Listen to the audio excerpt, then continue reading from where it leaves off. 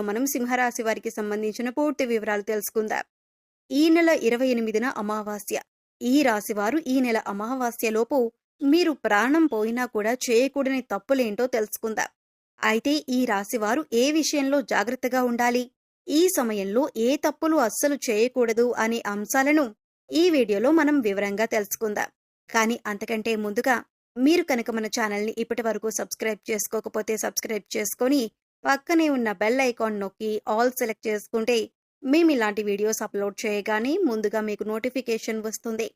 ఇలా notification miss అవ్వకుండా మీకు వస్తే మీకు ఉపయోగపడే ఎన్నో రకాల పరిహారాలు ఆచరించి మంచి ఫలితాలను పొందవచ్చు.